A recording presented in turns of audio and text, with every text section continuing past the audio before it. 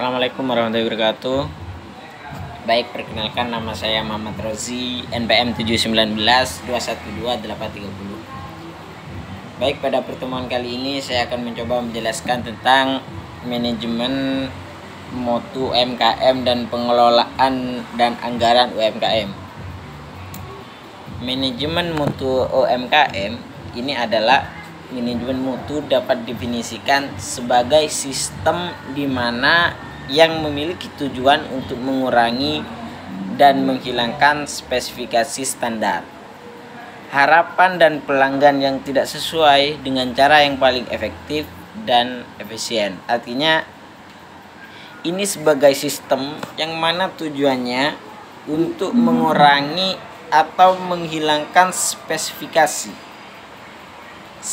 sehingga standar harapan pelanggan yang tidak sesuai ini bisa dengan cara yang paling efektif dan efisien.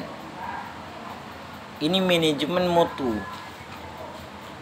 Yang kedua, kriteria sistem manajemen mutu. Kriteria sistem manajemen mutu ini yang pertama itu ada kepemimpinan, pemimpin. Yang kedua, rencana strategis.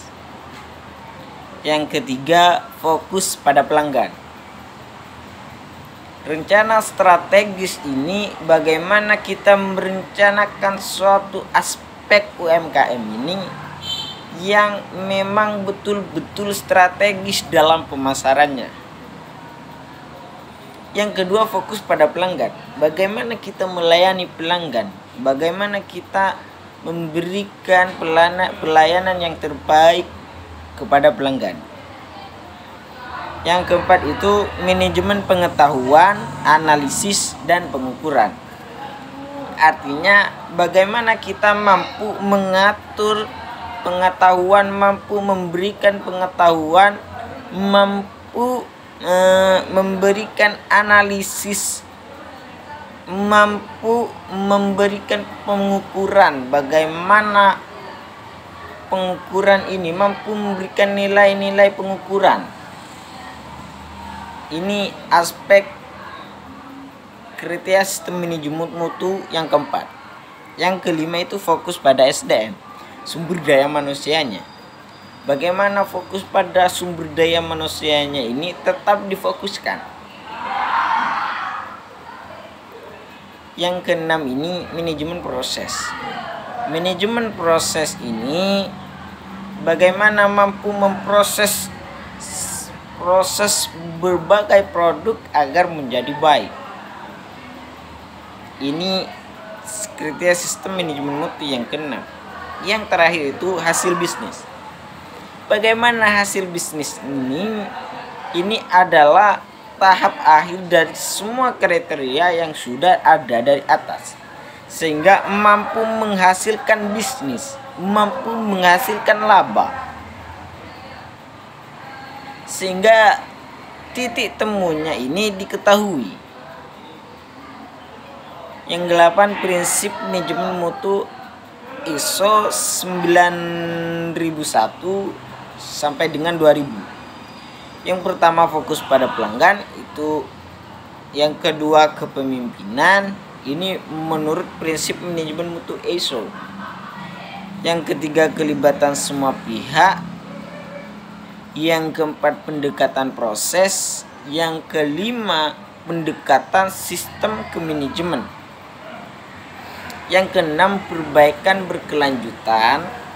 Yang ketujuh pendekatan faktual dan berkelanjutan. Yang kedelapan hubungan saling menggantung kepada semua pemasok. Artinya kita mampu memberikan hubungan-hubungan yang saling menguntungkan antara semua pemasok. Ini bisa bisa diwadahi dengan baik. Yang seterusnya itu komponen utama manajemen mutu. Komponen utama manajemen mutu itu yang pertama itu ada sistem manajemen. sistem manajemen, bagaimana sistem manajemennya ini, sistem manajemen UMKM ini. Yang seterusnya itu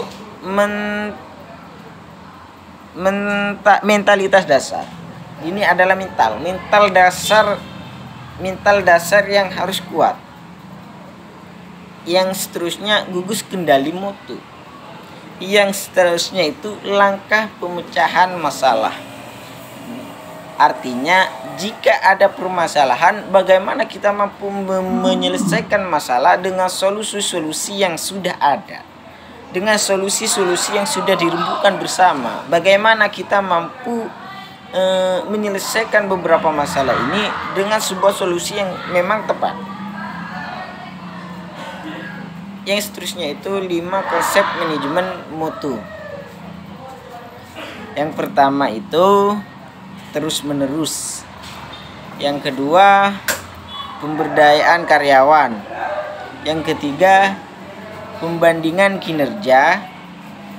Yang keempat JIT atau just in time. Yang kelima pengetahuan mengenai peralatan dan teknik yang berguna dalam penerapan manajemen mutu. Ini adalah 5 konsep manajemen mutu. Baik, untuk selanjutnya itu pengelolaan modal dan anggaran modal UMKM. Pengelolaan modal. Manajemen modal kerja merupakan bagian yang sangat sensitif bagi perusahaan. Manajemen modal kerja dalam suatu perusahaan diperlukan untuk mengetahui jumlah modal kerja optimal yang dibutuhkan perusahaan tersebut. Yang seterusnya itu anggaran modal UMKM.